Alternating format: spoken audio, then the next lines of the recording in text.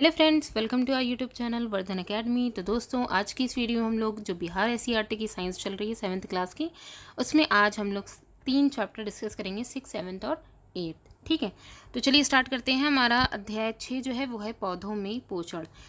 पहले तो जब पोषण की बात आती है तो हम लोग जैसे क्लास 6 में भी हम लोगों ने काफ़ी डिस्कशन किया था कि पोषण में पोषक जो तत्व हैं उनकी बात सीधे से करी जाती है। ठीक है, पोषक तत्व जैसे कार्बोहाइड्रेट, प्रोटीन, वसा, खनिज लवण एवं विटामिन मुख्य, ये सब मुख्य पोषक तत्व हैं। अब भोजन में इन पोषक तत्व की उपस्थिति से क्या होता है, जो जीव जंतु हैं, ये पेड़ पौधे हैं, वो अपनी ऊर्जा संबंधी आवश्यकताएं पूरी करते हैं। ठीक है, अब इन्हीं पोषण तत्वों की वजह से ही जीवों में विकास, वृद्धि या अन्य जितनी भी प्रक्रियाएं होती हैं वो होती हैं। ठीक है, तो उन सब के लिए क्या है, ये पोषक तत्व जो है वो ज़रूरी हैं। अब चूँकि हम लोग ने देखा था कि जंतुओं की पोषण के लिए क्या होता है, वो डिपेंड किस पे करते हैं, या तो जो है वो जो घास खाने वाले जानवर होते हैं, शाकाहारी जानवरों पर डिपेंड करते हैं, या फिर पौधों पर डिपेंड करते हैं। लेकिन यहाँ बात हो रही है पौधों में पोषण की, पौधे अपने पोषण के लिए क्या करते हैं, तो वो हम लोग यहाँ पे डिस्कस करेंगे।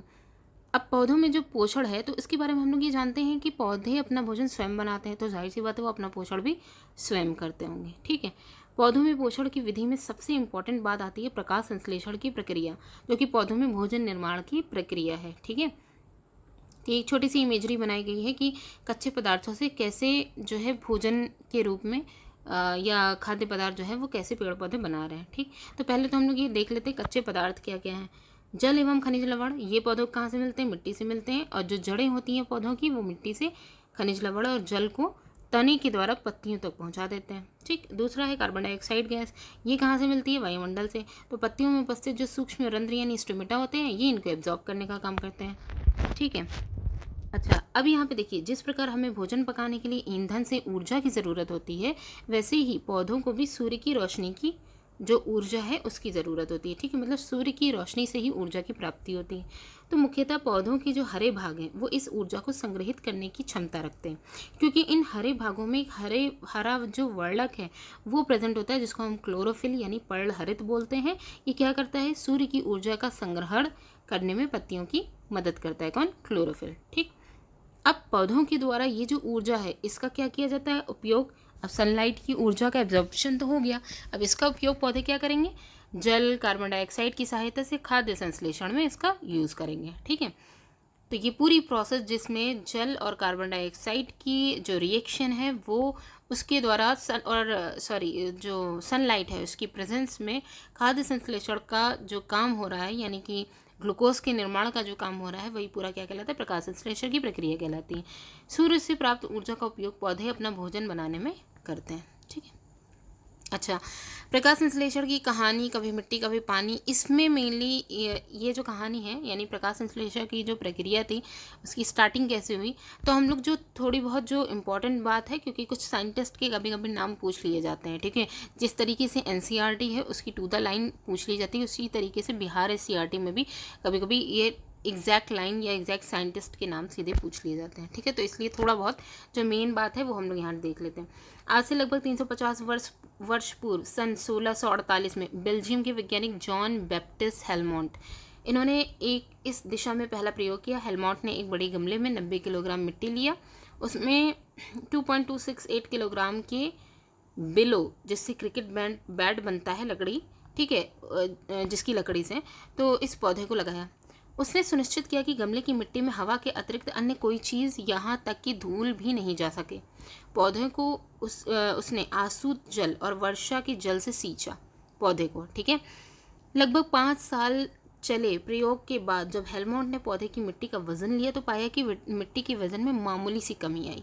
तो हेलमोंट का ये निष्कर्ष था कि पौधों की वृद्धि में जल भी महत्वपूर्ण भूमिका निभाता है। तो जाहिर सी बात है, पानी से तो उसको सींचा ही जा रहा था। तो यहाँ पे ये देखा कि जैसे शुरुआत में उसके वजन में जितना था उतना ही जो है एंड में भी रहा, यानी कि मिट्टी के भार में कमी नहीं आएगी। मिट्टी से मेनली क्या, जल और खनिज लवण का अवशोषण। खाली मिट्टी से क्या किया जाता है, पौधे की जो जड़ें होती हैं वो जल और खनिज लवण का अवशोषण करती हैं। तो यहाँ पे तो जल से तो सींचा ही जा रहा था। इसके बाद एक और साइंटिस्ट हैं, जॉन इंगेनहोज ने प्रिस्टले जो थे उनकी खोजों को आगे बढ़ाते हुए निष्कर्ष निकाला कि पौधों की जो हरे भाग हैं, खासकर पत्तियां, वो हवा को शुद्ध करती हैं। प्रकाश की अनुपस्थिति में पौधे भी हवा को दूषित करते हैं। कहने का मतलब यहाँ पे ये है, अब ये वाली जो दूसरी लाइन बोली गई थी कि प्रकाश की अनुपस्थिति में पौधे भी हवा को दूषित करते हैं, ये सिंपली क्या बोला गया? पहली बात तो ये कहा जाता है कि प्रकाश की उपस्थिति में पौधे क्या होते हैं, प्रकाश संश्लेषण की प्रक्रिया करते हैं, उसमें ऑक्सीजन रिलीज करते हैं जो कि वातावरण को क्या करती है, मतलब प्योर करती है एक तरीके से, ठीक है। लेकिन दूषित करने का काम ये होता है कि पौधे जो श्वसन की प्रक्रिया होती है वो दिन रात मतलब दोनों टाइम करते हैं, चाहे प्रकाश की उपस्थिति हो चाहे ना हो। लेकिन भोजन निर्माण की प्रक्रिया सिर्फ वह दिन में यानी प्रकाश की उपस्थिति में करते हैं, ठीक है। तो प्रिस्टली का जो प्रयोग था उसने ऑक्सीजन की खोज को दिशा दी। मेनली ऑक्सीजन की जो खोज की बात जो थी वो प्रिस्टले के प्रयोग ने कंप्लीट करी, ठीक है। ठीक, आगे देखते हैं। यहाँ पे सिर्फ इतनी कहानी में यही चीज़ हमें जाननी थी कि किस साइंटिस्ट ने किस पर काम किया है, ठीक है। तो अब आगे देखिए। अब हमारा मेन जो पॉइंट है वो प्रकाश संश्लेषण की प्रक्रिया है कि इसमें क्या क्या होता है। प्रकाश संश्लेषण के लिए क्लोरोफिल, सूर्य का प्रकाश, कार्बन डाइऑक्साइड और जल की आवश्यकता होती है। पत्तियों की क्लोरोफिल वाली जो कोशिकाएं होती हैं वो सूर्य के प्रकाश से मिलने वाली ऊर्जा की सहायता से कार्बन डाइऑक्साइड और जल का प्रयोग करके कार्बोहाइड्रेट का संश्लेषण करती हैं, ठीक। साथ ही इस प्रक्रिया में ऑक्सीजन भी मुक्त होती है, यानी कि यहाँ पे जो प्रोडक्ट है वो आपको दो मिलेगा। पहला तो जो यूज़ हो रहा है, ठीक है, वो क्या है, कार्बन डाइऑक्साइड और जल है। सूर्य के प्रकाश और क्लोरोफिल की प्रेजेंस में कार्बोहाइड्रेट और ऑक्सीजन में, मतलब ऑक्सीजन एज अ प्रोडक्ट के फॉर्म में रिलीज होगी, ठीक है। तो उत्पाद क्या क्या हो गया, कार्बोहाइड्रेट और ऑक्सीजन हो गया। तो यहाँ पे इस प्रक्रिया द्वारा बने कार्बोहाइड्रेट का उपयोग या तो कोशिकाओं द्वारा तुरंत हो जाता है या फिर अघुलनशील मंड। अब यहाँ पे देखिए पोषण की बात हो रही थी ना, तो पौधे जो हैं वो या तो तुरंत उनको जब अगर उनको पोषण की ज़रूरत है तो तुरंत जो है कोशिकाओं द्वारा अब्जॉर्ब हो जाएगा। अदरवाइज अगर उनके पोषण की उस समय ज़रूरत नहीं है तो वो जो कार्बोहाइड्रेट है वो अघुलनशील जो मंड है उसके रूप में संग्रहित हो जाता है। यहाँ पे एक क्वेश्चन बहुत इंपॉर्टेंट पूछा जाता है कि पौधों का जो स्टोरेज मटेरियल होता है, ठीक है, वो क्या होता है, तो वो क्या होता है, मंड यानी स्टार्च होता है। कुछ कार्बोहाइड्रेट वसा और प्रोटीन के संश्लेषण में भी काम आते हैं। इस प्रक्रिया में विमुक्त ऑक्सीजन पत्तियों के रंध्रों के माध्यम से वायुमंडल में पहुंच जाती है, ठीक है। ओके, अब आगे देखते हैं। अंततः हमें जो ऊर्जा प्राप्त हुई उसका मूल स्रोत क्या है, सूर्य है। अब यहाँ पे जो प्रोडक्ट के फॉर्म में ऑक्सीजन जो रिलीज हुई इसके बारे में भी हम लोग थोड़ा सा जान लें। श्वसन हेतु सभी जीवों के लिए ऑक्सीजन बहुत आवश्यक है, यहाँ तक कि पेड़ पौधे भी ऑक्सीजन का उपयोग श्वसन के लिए करते हैं। वायुमंडल में ऑक्सीजन का संतुलन प्रकाश संश्लेषण की प्रक्रिया द्वारा ही बना रहता है, ठीक है। अगर पौधे ना हो तो ऑक्सीजन की कमी हो जाएगी, उसके बाद फिर बाकी का जीवन भी ख़त्म ही है, ठीक है। कुछ पौधों की पत्तियां हरी ना होकर गहरी लाल, ये यहाँ पे ये वाला पैराग्राफ बहुत ही ज़्यादा इंपॉर्टेंट है क्योंकि अभी तक हम लोग ने क्या पढ़ा रहे थे कि जो हरित वर्णक होता है यानी क्लोरोफिल, उसी की प्रेजेंस में प्रकाश संश्लेषण की क्रिया हो रही थी। लेकिन कुछ ऐसे पौधे हैं जिनकी पत्तियाँ कलरफुल होती हैं, हरी नहीं होती, तो तब क्या होगा, तो वही बता रहे हैं कि पत्तियां हरी ना होकर के गहरी लाल, बैगनी, भूरे रंग की होती हैं। इन पत्तियों में क्लोरोफिल तो होता है लेकिन इनका हरा रंग दूसरे रंगीन वर्णों के कारण छुप जाता है, ठीक है। अतः इन रंगीन पत्तियों द्वारा भी प्रकाश संश्लेषण होता है। केवल जो पीले धब्बे वाली पत्तियां होती हैं उनके पीले भाग में क्लोरोफिल नहीं होता है, अतः वहाँ प्रकाश संश्लेषण नहीं होता है, ठीक है। तो ये बात यहाँ पे क्लियर हो गई। अब यहाँ पे एक चीज़ और बताई गई, जैसे यहाँ पे कैक्टस दिया गया है। अब कैक्टस की पत्तियाँ तो कतई एकदम जो है वो कांटों की जैसी हो जाती हैं, कांटों की समान हो जाती है, तो उसमें ये जो प्रकाश संश्लेषण की प्रोसेस हो रही है क्या उसमें होएगी, मतलब क्या कैक्टस का जो पौधा है वो भोजन का निर्माण करेगा? बिल्कुल करेगा, क्योंकि वहाँ पत्तियाँ सिर्फ उनका पत्तियों का जो रूपांतरण हुआ है वो वाटर की इवेपोरेशन को रोकने के लिए, इवेपोरेशन की जो रेट है इसको रोकने के लिए हो रहा है, ठीक है।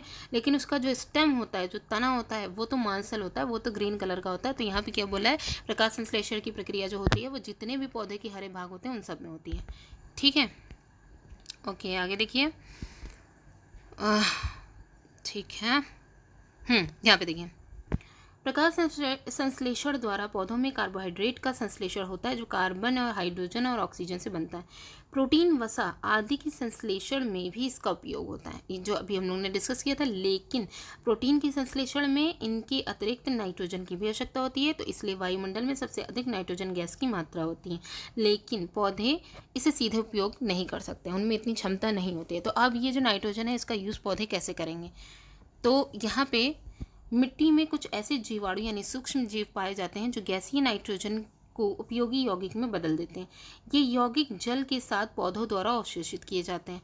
इससे पौधों की जो नाइट्रोजन संबंधी आवश्यकता होती है वो भी पूरी हो जाती है, जो पौधों को प्रोटीन, वसा आदि के संश्लेषण में मदद करती है। ठीक है, तो अब जैसे कि खेती वगैरह जो होती है तो उसमें क्या डाला जाता है, उर्वरक या खाद डाली जाती है, जिनमें नाइट्रोजनी जो पदार्थ होते हैं उनकी प्रचुरता होती है। क्योंकि उर्वरक और खाद डालने से क्या होता है कि जो है नाइट्रोजन की कमी हो रही थी तो उसकी पूर्ति हो जाएगी, जिससे पौधों की पैदावार और अच्छी होगी। ठीक है, अब पौधों में पोषण की अन्य विधियाँ कौन कौन सी हैं। आपने अमर बेल नाम का जो पौधा है, ठीक है, इसको भी आपने देखा होगा। ये क्या होता है, ना तो इसमें पत्तियां होती हैं ना ही क्लोरोफिल इसमें प्रेजेंट होता है। बस क्या होता है कि ये एक परभक्षी की तरह दूसरे जो पौधे होते हैं उन पर लिपटा रहता है। तो देखिए यहाँ पे अमर बेल अपना भोजन उसी पौधे से प्राप्त करता है जिनमें लिपटा रहता है। अर्थात मनुष्य तथा अन्य जीवों की तरह अमर बेल अपने पोषण के लिए दूसरे पौधों पर निर्भर रहता है। ऐसे भी और भी इस तरीके के पौधे हैं। तो मतलब ये भी एक तरीके से क्या है कि अपने भोजन के लिए दूसरे पौधों पर निर्भर रहता है। तो इस तरीके से पोषण की ये वाला जो तरीका होता है इसको विषम पोषी पोषण बोलते हैं। तो अमर बेल जैसे पौधे अन्य पौधों से पोषण प्राप्त करते हैं, इस वजह से इनको हम क्या बोलते हैं, परजीवी बोलते हैं। ठीक है, तो ये अपना पोषण जो है वो अन्य पौधों से प्राप्त करते हैं, इस वजह से इनको परजीवी बोलते हैं। और जिन पौधों में वे पोषण प्राप्त करते हैं उनको हम परपोषी बोलते हैं। मतलब कहने का है कि जिन पौधे से ये पोषण प्राप्त कर रहे हैं उनको परपोषी बोलेंगे, और इनको क्या बोलेंगे, अमरबेल को क्या बोलेंगे, परजीवी बोलेंगे। वस्तुतः परजीवी वैसे जीव हैं जो अपना पूरा या आंशिक जीवन चक्र किसी दूसरे जीव के साथ बिताते हुए सीधे अपना भोजन उनसे प्राप्त करते हैं। आमतौर पर ये जिनसे अपना पोषण प्राप्त करते हैं उन्हें हानि नहीं पहुंचाते हैं। ठीक है, तो ये भी एक बात है, परजीवियों के लिए आमतौर पर ये बात करी गई है कि जिनसे वो अपना पोषण प्राप्त करें उन्हें हानि नहीं पहुंचाएंगे। इसके अलावा कुछ ऐसे भी पौधे होते हैं जिनमें अनुकूलन के आधार पर उनमें कुछ स्ट्रक्चर चेंज हो जाता है। जैसे यहाँ पे आप देखेंगे पिक्चर प्लांट यहाँ दिखाया गया है, घटपर्ली का पौधा। घड़े में ये जो घटपर्ली का पौधा होता है, इसकी जो लीफ होती है, इसका स्ट्रक्चर आप देखेंगे, लीफ आगे जाकर के एक घड़े के आकार की संरचना बना लेती है, जो कि ऊपर की तरफ इसमें जो है घड़े में एक लिड जैसा स्ट्रक्चर बना रहता है, जो इसको जैसे कोई कीड़ा या छोटा जानवर इसके अंदर इस घड़े के अंदर आता है और ये इसको कवर कर लेता है। अब घड़े के अंदर होता क्या है, घड़े में पाचक रस होता है जिससे कीटों का पाचन हो जाता है। अब जो भी कीट गया हो या छोटे जानवर गए हों, ठीक है, उनका क्या होता है, पाचक रस की वजह से पाचन हो जाता है। ऐसे पौधों को हम कीटभक्षी पौधा कहते हैं। तो इसमें जो है कौन कौन से आएंगे, वीनस फ्लाई ट्रैप आएंगे, संडियो आएंगे, ये सब कीटभक्षी पौधे में आ जाएंगे। ठीक, अच्छा, इनको जो है ये कीड़े मकोड़े इन सब की क्या ज़रूरत, ये पौधे ऐसी जगह पे निकलते हैं जहाँ पे नाइट्रोजन की कमी होती है। तो नाइट्रोजन की कमी को पूरा करने के लिए ये जो है कीटों या अन्य जो है कीट वगैरह हैं, ठीक है, उनकी भक्षण का काम करके भक्षण करके अपने जो नाइट्रोजन की कमी है उसको पूरा करते हैं। इसके अलावा कुछ और अन्य जीव हैं जिनको हम मृतोपजीवी कहते हैं। जैसे कि यहाँ पे एग्जाम्पल देखिए, कुकुरमुत्ता है, गोबर छत्ता है आदि, ये सब संरचनाएं कवक या फंजाई की होती हैं। कवक और फंजाई का ही ये एग्जाम्पल है। ठीक है, इनमें ना तो क्लोरोफिल होता है ना ही भोजन ग्रहण करने की अच्छी प्रणाली होती है। तो ये क्या करते हैं, ये मृत या सड़ी गली जो वस्तुएं होती हैं उनकी सतह पर कुछ पाचक रसों का स्राव करते हैं जो पोषक तत्वों को विलयन में बदल देते हैं। अब पोषक तत्व विलयन के माध्यम से ग्रहण कर लिए जाते हैं। अब जो लिक्विड फॉर्म में या विलयन के फॉर्म में हो गए, अब उनको ये क्या करते हैं, ग्रहण कर लेते हैं। तो इस प्रकार के पोषण को हम क्या बोलेंगे, मृत जीवी पोषण, या फिर ऐसे पौधों को हम मृत जीवी बोलेंगे। ठीक है, अब इनमें कवक जो होते हैं वो प्रायः उन स्थानों पर उगते हैं जो नम और उष्ण होते हैं। कवक के बारे में ये बात बहुत पूछी जाती है कि कवक किस जगह उगते हैं। ठीक है, तो नम और उष्ण स्थानों पर ही उगते हैं। कवक के कारण अचार, कपड़े, चमड़े की वस्तुएं आदि ये खराब हो जाती हैं। तो यहाँ पे इसका एक नेगेटिव जो है इम्पैक्ट भी दिखाया गया और अभी पॉजिटिव वाला भी देखेंगे। ठीक है, तो इसके अलावा जैसे खुजली है, दिनाय है, सिहुली आदि मनुष्य में कवक के कारण होने वाली सामान्य बीमारियां हैं। पौधों में कौन कौन सी होती हैं, आलू का झुलसा रोग, धान की पत्तियों का चित्तीदार होना, ये सब पौधों में जो रोग हो रहे हैं वो कवक के कारण है। ठीक है, इसके अलावा कुछ कवक ऐसे होते हैं जो हमारे लिए उपयोगी भी हैं, जैसे औषधि, डेयरी उत्पाद, जलेबी आदि बनाने में इनका उपयोग किया जाता है। और साथ ही साथ मशरूम भी एक कवक है जो कि खाने का काम आता है। ठीक है, ओके, अब यहाँ पे हम देखेंगे ये जो कवक का दिखाया गया, पावरोटी में कैसे कवक लगी है। ठीक है, लाइकेन का दिखाया गया है। तो यहाँ पे कुछ पोषण विधियाँ अगर हम देख लें, पोषण विधियों की अगर बात करें तो स्वपोषी पोषण जो होता है वो अपने लिए, यानी कि पौधे जो होते हैं वो स्वपोषी होते हैं, अपना खाना खुद बनाएंगे और साथ ही साथ अपना पोषण भी खुद करेंगे। दूसरा जो होता है, दूसरी विधि होती है विषम पोषी पोषण। तो विषम पोषी पोषण जो होता है इसमें दो तरीके के जीव आते हैं, एक परजीवी होते हैं, एक मृतोपजीवी होते हैं। परजीवी जो होते हैं वो दूसरे पौधों से अपना भोजन प्राप्त करते हैं, ठीक है। मृतोपजीवी जो होते हैं वो सड़े गले जो है मतलब जीव जंतुओं या पेड़ पौधों से प्राप्त करते हैं, सड़ी गली चीज़ों से। ओके, तो अब हम यहाँ पे एक चीज़ और देखेंगे लाइकेन के बारे में, जो बहुत ही इंपॉर्टेंट है, बहुत इंपॉर्टेंट टर्म है जो अक्सर पूछा जाता है। लाइकेन में शैवाल और कवक के बीच एक ऐसा संबंध होता है जैसे शैवाल में क्लोरोफिल होता है, वह अपना भोजन स्वयं बनाता है और कवक उससे पोषण प्राप्त करता है। बदले में शैवाल को कवक क्या देता है? जल, पोषक तत्व और रहने का स्थान उपलब्ध कराता है। इस तरीके का जो रिलेशन होता है इसको हम सहजीवी संबंध कहते हैं, जिसमें दोनों ही पार्टियां एक दूसरे को बेनिफिट देंगी, ठीक है, और किसी भी तरीके का कोई नुकसान नहीं पहुंचाएंगी। राइजोबियम नामक जीवाणु दलहनी फसलों की जड़ों में पाए जाते हैं। ये वायुमंडल से नाइट्रोजन ग्रहण करके पौधों के उपयोग के अनुकूल बनाते हैं। जो नाइट्रोजन जिसको पौधे डायरेक्टली नहीं ले पा रहे थे, तो ये जो राइजोबियम नामक जीवाणु होते हैं ये उन नाइट्रोजन को जो यौगिक हैं उनमें कन्वर्ट करके पौधों के द्वारा उनका एब्जॉर्प्शन हो जाता है। बदले में पौधे इन्हें आवास और पोषण उपलब्ध कराते हैं। यानी कि ये जो राइजोबियम नामक जीवाणु हैं ये दलहनी वाली जितनी भी फसलें होती हैं उनकी जड़ों में रहते हैं, ठीक है, और उनसे पोषण भी प्राप्त करते हैं, साथ ही साथ ये नाइट्रोजन का कन्वर्जन करने में मदद करते हैं। मिट्टी में पोषकों की पुनः पूर्ति कैसे? इन पोषक तत्वों की कमी को पूरा करने के लिए किसान खाद्य उर्वरक या जिनमें नाइट्रोजन, फास्फोरस, पोटेशियम जैसे जो पोषक तत्व होते हैं इनकी पर्याप्त मात्रा होती है उसका यूज़ करते हैं खेतों में, मतलब उसको डालते हैं। अब जैसे राइजोबियम है, राइजोबियम जैसे जीवाणु पौधों की नाइट्रोजन संबंधी आवश्यकताओं को पूरा करते हैं। पौधे या जीवों के सड़े गले अवशेष भी पुनः चक्रित होकर मिट्टी में पोषक तत्वों को बढ़ावा देते हैं। तो यहाँ पे 2-3 पॉइंट दिया गया कि मिट्टी में पोषक तत्वों की पुनः पूर्ति कैसे की जाएगी। पहले तो जो है किसान है वो खाद या फिर उर्वरक वगैरह का यूज़ करके जो खनिज लवण है या पोषक तत्व हैं उनकी पूर्ति कर देंगे, ठीक है, फील्ड में। इसके अलावा राइजोबियम जीवाणु जो है, यानी कि अगर आप एक फसल के बाद दलहनी फसलों को जो है वहाँ पे उगा देते हैं, उनकी फसल लगा देते हैं, तो मिट्टी की उर्वरकता फिर से बन जाएगी, क्योंकि वहाँ पे राइजोबियम जीवाणु जो है वो नाइट्रोजन की जो कमी है उसको पूरा कर देंगे। इसके अलावा सड़े गले जो पौधे होते हैं, जैसे कुछ ऐसे पौधे होते हैं कभी कभी ऐसे किया जाता है कि उनको उसी में ही फील्ड में ही जो है उनको मतलब पूरी फील्ड की जुताई हो जाती है तो उसी में ही वो मैश हो जाते हैं एक तरीके से, फिर उसी में ही सड़ वड़ के तो खाद के फॉर्म में हो जाते हैं, ठीक है। तो ये भी मिट्टी को पोषक तत्व तो प्राप्त करते हैं, ठीक। तो ये हो गया आपका, ये चैप्टर यहाँ पे कंप्लीट हो गया। नेक्स्ट चलते हैं। ये है आपका अध्याय 7, हवा, आंधी और तूफान, ठीक है। तो सबसे पहले हम लोग हवा के बारे में देखेंगे। गतिशील वायु जो है वो क्या कहलाती है? हवा, ठीक है। गतिशील वायु को हम हवा कहते हैं। इसके अलावा जैसे हवा में क्या क्या चीज़ें होती हैं कि जब आप जल को गर्म करेंगे तो वो वाष्प बन करके, ये तो आप लोगों ने देखा ही था कि जो स्टेट होती है, वाटर की स्टेट होती है, वो ठोस, द्रव, गैस तीनों की फॉर्म में पाई जाती है। तो जब भी हम लोग वायु की बात करते हैं तो उसमें हम लोग जल वाष्प की भी बात करते हैं, ठीक है। तो अब यहाँ पे देखिए, पहली बात तो हवा के बारे में हम लोग को इतना पता चल गया कि जो चलती हुई जो वायु होती है, ठीक है, मूवमेंट करती हुई वायु को ही हम क्या बोलेंगे? हवा बोलेंगे। हवा के बारे में आगे की जानकारी कि ये जो हवाएं होती हैं ये जब बहुत ही मध्यम गति से चलती हैं या थोड़ा अपने साथ ठंडी हवाएं लेकर के आती हैं तो इनको समीर, कई वैरायटी यहाँ पे बताई जाती है कि समीर और आगे बोला और कई सारे टर्म यूज़ किए जाते हैं।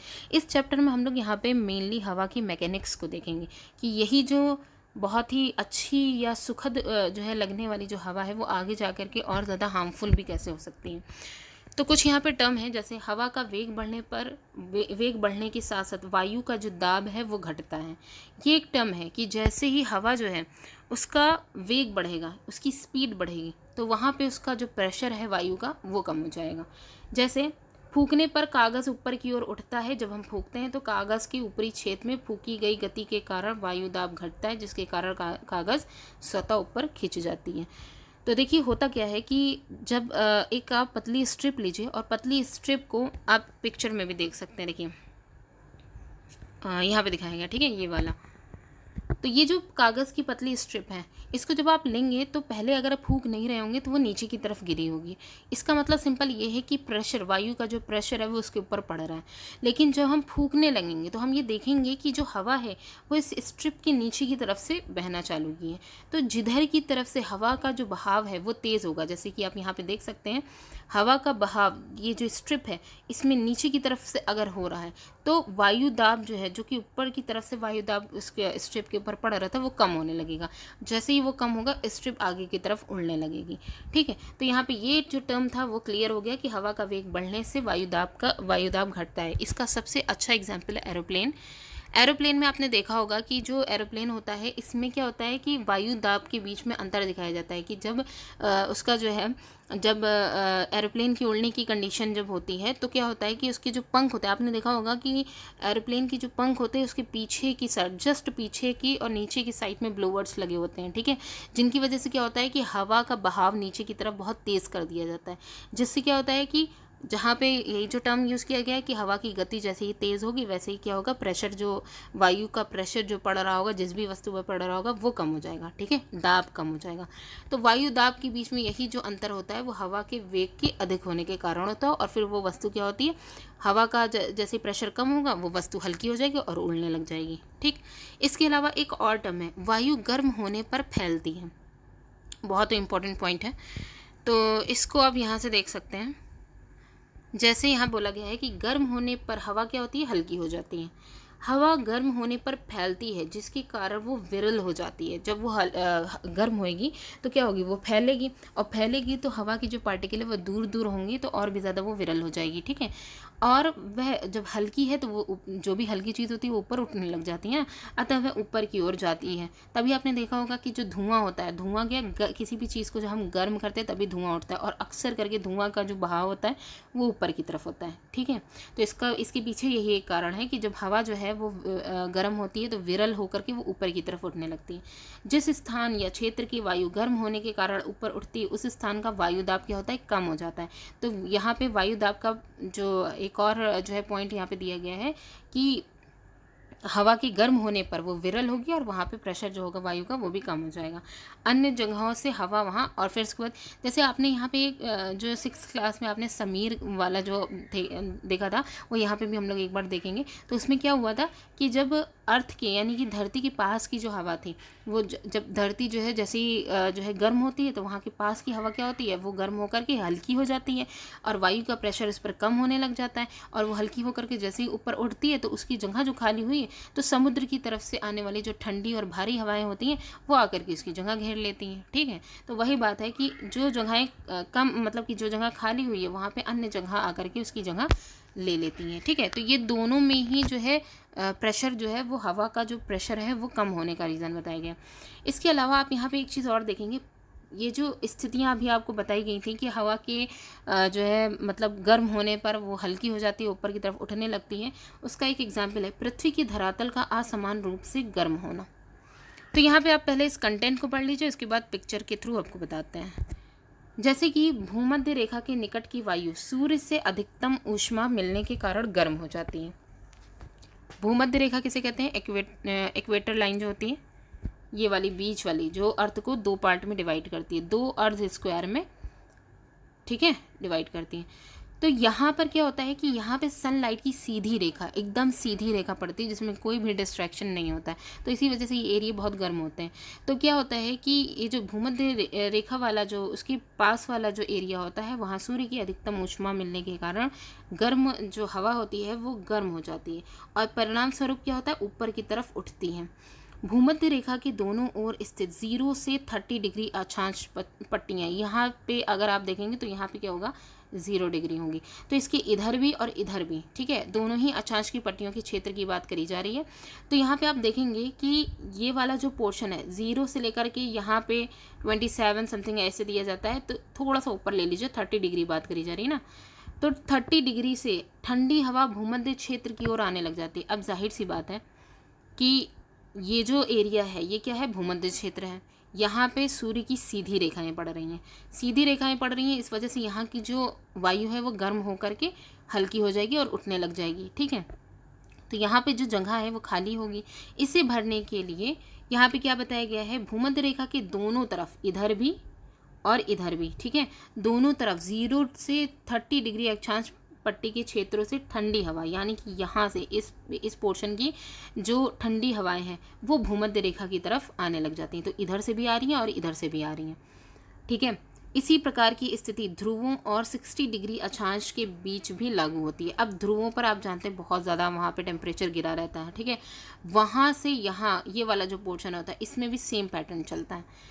तो क्या होता है कि यहाँ की जो गर्म हवा है 60 डिग्री, ध्रुवों से 60 डिग्री के डिफरेंस में बताया गया, यहाँ की जो गर्म हवा है वो ध्रुवों की तरफ जाती है और ध्रुवों की जो ठंडी हवा है वो इसकी तरफ अपना जगह ले लेती है, ठीक। तो ये क्या होता है कि यहाँ पे सिंपली यहाँ बताया गया कि जो हवा का जो प्रवाह है वो गर्म क्षेत्र से ठंडे क्षेत्र की तरफ, या यूं कहें कि गर्म क्षेत्र से ठंडे क्षेत्र की तरफ, और ठंडी हवाएं जो हैं वो गर्म क्षेत्र वाले जो एरिया हैं वहाँ पे आकर के उसको कवर कर लेती हैं, ठीक है। तो ये वायु का प्रवाह बताया गया। इस तरीके की जो हवाएं होती हैं इनको हम व्यापारिक हवाएं बोलते हैं, क्योंकि ये बहुत ही इंपॉर्टेंट टर्म है कि व्यापारिक हवाएं क्या होती हैं, ठीक है।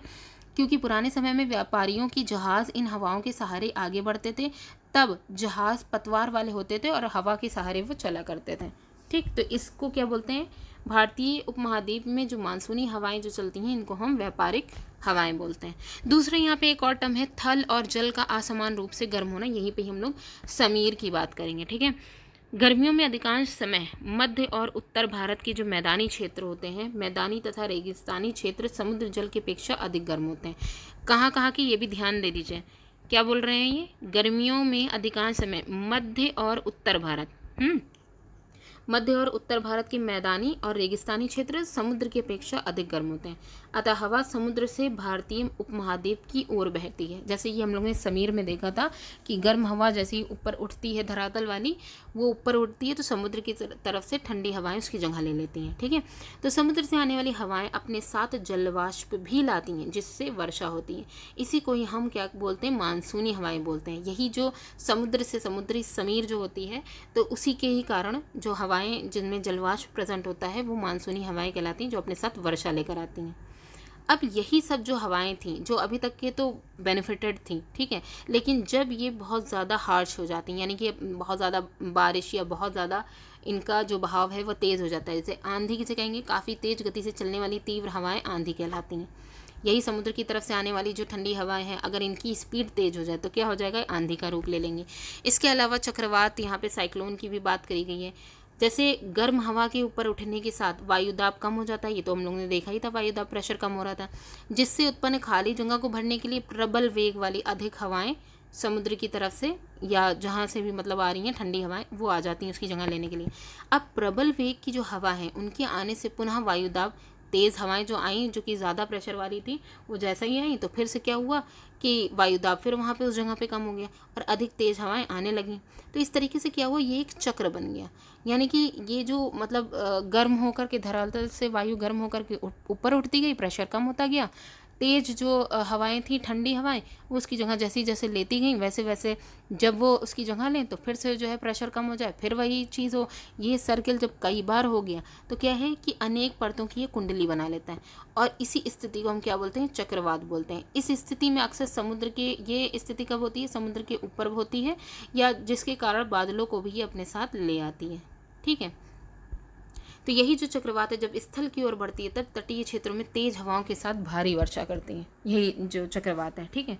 अब जैसे आंधी और चक्रवात अगर मतलब इनके आने की कंडीशन अगर हो तो नुकसान जो होगा उससे कैसे बचाव किया जाए।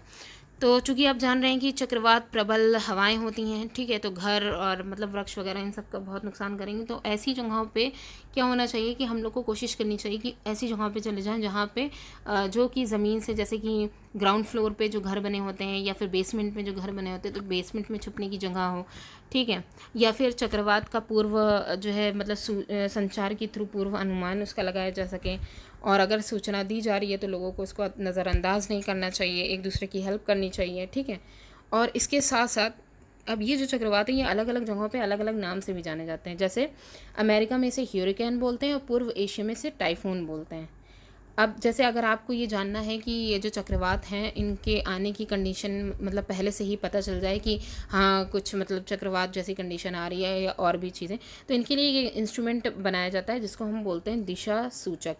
पवन कि जो हवाओं की जो दिशा बताने वाला होता है उसको पवन दिशा सूचक बोलते हैं, और जबकि हवा की जो गति मापने वाला होता है कि कितनी स्पीड से आ रही, जितनी तेज़ हवाएं होंगी उतना ही ज़्यादा जो है वो तबाही करेंगी ना, तो उसको हम पवन वेग मापी बोलते हैं। ये दो तरीके के इंस्ट्रूमेंट बनाए जाते हैं। ठीक है, ये भी चैप्टर आपका यहाँ पे कंप्लीट हो गया। ओके, तो ये आपका आखिरी चैप्टर है, मतलब ये आज की इस वीडियो का। ठीक है, अध्याय 8, इसमें हम लोग जलवायु और अनुकूलन के बारे में पढ़ेंगे। थोड़े बहुत अनुकूलन के बारे में हम लोग ने क्लास 6 में भी डिस्कस किया था, जैसे ऊँट के बारे में। ठीक है, कि ऊँट के अंदर इतना सारा अनुकूलन कैसे आया, तो ये सारी चीज़ें, कुछ चीज़ें हम लोग यहाँ पर भी डिस्कस करेंगे। अब जैसे यहाँ पे देखिए, जलवायु की जब बात होती है तो किसी स्थान पर तापमान, आर्द्रता, वर्षा, पवन वेग आदि के संदर्भ में वायुमंडल की दिन प्रतिदिन की स्थिति जो होती है वो इस स्थान का क्या कहलाती है? मौसम कहलाती है। ठीक है, अब मौसम की जानकारी हमें किससे मिल सकती है? समाचार पत्र है, दूरदर्शन है, रेडियो है, दैनिक समाचार है, इन सबसे हमें मौसम की प्राप्त मतलब के बारे में जो जानकारी है वो मिल सकती है। ठीक है, लेकिन अगर आप यहाँ पे देखें तो मौसम की रिपोर्ट भारत सरकार के जो मौसम विज्ञान विभाग है वहाँ पे ही इसको तैयार किया जाता है। और मौसम के बारे में ये बहुत इंपॉर्टेंट है, जैसे कि ये चेंजेबल होता है। जैसे कि अभी सुबह बहुत मतलब अच्छा मौसम था, बादल घिरे हुए थे, दोपहर तक आते आते जो है धूप हो गई, फिर शाम तक आते आते जो है बारिश होने लग गई। तो मतलब एक दिन में कई सारी जो है चीज़ें होती रहती हैं। तो ये मौसम की वैरायटीज़ हैं। लेकिन अब यही मौसम का जो पूरा चार्ट हम लोग समाचार पत्र या दूरदर्शन वगैरह पे देखते हैं, तो इसीलिए वहाँ पे टाइम ड्यूरेशन पहले से ही दे दी जाती है कि 1 बजे का ये बादल घिरा रहेगा, फिर उसके बाद धूप हो जाएगी, फिर ये हो जाएगा, फिर हो जाएगा। इस तरीके से ये पूरा मौसम का चार्ट बना दिया जाता है। तो इसीलिए कहा जाता है किसी स्थान पर तापमान, आर्द्रता, वर्षा, पवन वेग में प्रतिदिन का परिवर्तन उस स्थान का क्या कहलाता है? मौसम कहलाता है। बहुत इंपॉर्टेंट डेफिनेशन है ये। ठीक है, ओके, अब आगे देखते हैं। यहाँ पे देखिए, तापमान जानने के लिए एक विशेष तापमापी यंत्र का यूज़ होता है जिससे अधिकतम न्यूनतम तापमापी कहा जाता है। मतलब ये जो तापमापी है, जो कि तापमान को जानने के लिए जिसका यूज़ करते हैं, उसका नाम है अधिकतम न्यूनतम तापमापी। ये जो तापमापी होता है इसका प्रयोगशाला तापमापी की तरह ही मतलब इसका भी यूज़ किया जाता है, जैसे हम लोग ने प्रयोगशाला तापमापी के बारे में डिस्कस किया था। अब इसका जो परिसर यानी रेंज होता है वो भी 10 डिग्री सेल्सियस से 110 डिग्री सेल्सियस तक होता है, -10 डिग्री सेल्सियस है। ठीक है, ओके, अब आगे देखते हैं। मौसम का ये परिवर्तन सूर्य एवं पृथ्वी की, अब ये जो मौसम है, मौसम में इतने सारे जो चेंजेस हो रहे थे वो किसकी वजह से होते हैं? तो सूर्य एवं पृथ्वी के आपसी संबंध, जैसे किस भाग पर सूर्य की रोशनी पड़ रही है या कितने कोण पर पड़ रही है। ठीक है, तो आपसी संबंध के कारण होता है। सूर्य की पृथ्वी से अत्यधिक दूरी होने के बावजूद भी इसके द्वारा उत्सर्जित जो ऊष्मा है वो इतनी अधिक होती है कि पृथ्वी पर इसका प्रभाव पड़ना जो है वो स्वाभाविक है। ठीक है, ओके, तो ये मौसम की रिपोर्ट बनाई गई है। ठीक है, कि एक दिन की जो है कितना होगा और सुबह शाम की। अच्छा, अब हम लोग देखते हैं जलवायु। तो जलवायु क्या है? तापमान, आर्द्रता और अन्य कारक मौसम के घटक हैं। प्रतिदिन मौसम संबंधी आंकड़ों तथा अनेकों दशकों के मौसम के रिकॉर्ड मौसम वैज्ञानिकों द्वारा सुरक्षित रखे जाते हैं। अब जैसे प्रतिदिन जो मौसम संबंधी आंकड़े लिए जा रहे हैं, इनको कई दशकों तक अगर वैज्ञानिक संभाल करके इस रिकॉर्ड को रख रहे हैं, ठीक है, तो इसी मौसम पैटर्न से किसी स्थान की जलवायु का हम पता लगा सकते हैं। ठीक है, हमारे यहाँ जलवायु आमतौर से उष्णकटिबंधीय है। ये बहुत इंपॉर्टेंट पॉइंट है, इसे ध्यान रखिए कि हमारे यहाँ जलवायु कैसी है? आमतौर पर उष्णकटिबंधीय है। यह आमतौर पर मानसून पर निर्भर करती है। उष्णकटिबंधीय जो है जलवायु जहाँ जहाँ होती हैं वो मानसून पर निर्भर करती हैं। यहाँ 4 ऋतुएँ होती हैं। शीत ऋतु जनवरी से फरवरी, ग्रीष्म ऋतु मार्च से मई, वर्षा ऋतु दक्षिण पश्चिमी मानसून का मौसम जैसे जून सितंबर, और मानसून के पश्चात वाला समय अक्टूबर दिसंबर हो जाएगा। ठीक है, अच्छा, जनवरी फरवरी इसलिए बोला गया है क्योंकि कायदे की ठंड वहाँ पे पड़ती है। हमारे यहाँ की जलवायु 2 प्रकार की मानसून हवाओं का प्रभाव पड़ता है जलवायु पर। एक तो उत्तर पूर्वी मानसून और दक्षिण पूर्वी मानसून। ठीक है, उत्तर पूर्वी मानसून को आमतौर पर शीत मानसून भी कहा जाता है। जिस स्थान का तापमान अधिकांश समय उच्च रहता है तो हम उस स्थान की जलवायु को गर्म कहेंगे। यानी यहाँ ये बताया गया जलवायु के स्थान पर कि मौसम के आधार पर हमने ये देखा कि एक स्थान है जहाँ पे जो टेम्परेचर है वो हमेशा उच्च ही रहता है, हमेशा हाई रहता है वहाँ पे। ठीक है, जैसे अगर रेगिस्तान पे जाएंगे तो रेगिस्तानी जो एरिया होते हैं वहाँ पे गर्मियाँ बहुत ज़्यादा पड़ती हैं, लगातार गर्मी पड़ती है। ठीक है, तो ऐसे स्थान पर हम ये कहेंगे कि वहाँ की जलवायु कैसी है, गर्म है। यदि इसके अतिरिक्त उस स्थान पर अधिकांश दिनों में भारी वर्षा होती है तो हम कहेंगे कि उस स्थान की जलवायु कैसी है, गर्म और आर्द्र है। तभी आप अगर केरल वाले एरिया में चले जाएं, ठीक है, तो उस जगह पर जब आप जाएंगे तो वहाँ आप देखेंगे दिन भर, मेघालय में दिन भर बारिश होती है। अब मेजॉरिटी में पूरे साल भर में 8 महीने तो जो है वर्षा होती ही है, ठीक है। तो इस वजह से वहाँ की जलवायु फिर हम क्या कहेंगे, गर्म और आर्द्र है, ठीक है। तो इस आधार पर दो यहाँ पे जो है वो दिए गए हैं, जैसे श्रीनगर है या फिर चेन्नई यानी तमिलनाडु वाले एरिया हैं, तो यहाँ पे आप गणना कर सकते हैं कि यहाँ के जो मौसम या जलवायु यहाँ की कैसी होगी। इसके अलावा देखिए जलवायु और जंतुओं में अनुकूलन। अब एक जो जंतु यहाँ पे दिया गया है ऊँट, इसका अनुकूलन तो हम लोग ने देखा ही था कि किसी क्षेत्र की जलवायु जंतुओं पर गहरा प्रभाव डालती है। जंतु उन स्थितियों में जीने के लिए अनुकूलित होते हैं। तो जंतुओं का यह लक्षण आचरणीय या रचनात्मक भी हो सकते हैं। जैसे होता क्या है, जलवायु का बहुत ज़्यादा इफेक्ट पड़ता है वहाँ रहने वाले जीवों पर। अगर वो जीव वहाँ की जलवायु के आधार पर जीवित हैं तो यानी कि वो अनुकूलित हो गए हैं, ठीक है। अब ये जो लक्षण है वो या तो आचरणीय होंगे या फिर रचनात्मक होंगे। तो जंतुओं का झुंड या समूह में चलना, ये सब कैसा है, आचरणीय अनुकूलन है। ताकि आचरणीय का मतलब क्या होता है कि वो अपनी सेफ्टी के लिए जो अनुकूलित हो रहे हैं, तो ये जैसे लुटेरे या दुश्मनों से बच सकें।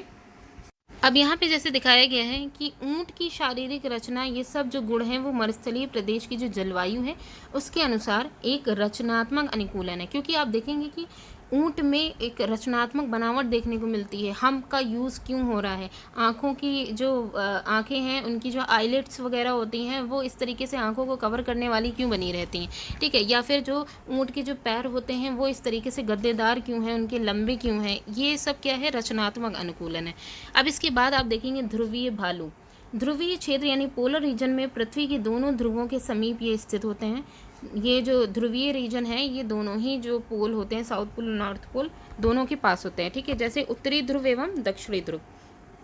ध्रुवीय क्षेत्र के कुछ परिचित देश हैं जैसे Canada, Greenland, Sweden, Finland, Norway, America और रूस, ठीक है। रूस के जो साइबेरियाई क्षेत्र होते हैं ये उष्णकटिबंधीय क्षेत्र में पड़ने वाले देश जैसे Bharat, Indonesia, Kenya, Nigeria, Uganda, ये सब आदि हैं, ठीक है। अब जैसे यहाँ पे दिया गया है ध्रुवीय क्षेत्रों में जलवायु बहुत ही, यहाँ पे देखिएगा उष्णकटिबंधीय क्षेत्र में जो देश आ रहे हैं वो कौन है, Bharat, Indonesia, Kenya, Nigeria, Uganda है। और ध्रुवीय क्षेत्रों वाले यहाँ पे जो दिखाया गया था पोलर रीजन में जो आ रहे हैं वो Canada, Greenland, Sweden, Finland, Norway हैं। तो यहाँ पे क्या है, ध्रुवीय क्षेत्रों में जलवायु बहुत ही सर्द होती है, जहाँ अधिकतर 6 माह तक सूर्य अस्त नहीं होता या फिर 6 माह तक सूर्योदय ही नहीं होता। न्यूनतम तापमान -70 डिग्री सेल्सियस होता है। यहाँ रहने वाले जंतु इसी के अनुसार ही जो जीवित हैं, इसका मतलब वो उसी के आधार पर अनुकूलित हैं। तो इन्हीं में ही पोलर बियर है जिसका दिखाया गया है कि इसमें किस तरीके का अनुकूलन है। तो पोलर बियर में देखिए शरीर पर बालों की जो 2 मोटी परतें होती हैं वो उसको जो है मतलब गर्म रखने का काम करती हैं। इसकी त्वचा के नीचे वसा की एक मोटी परत होती है। इसका शरीर शीत रोधित होता है और इसे गर्म रखता है।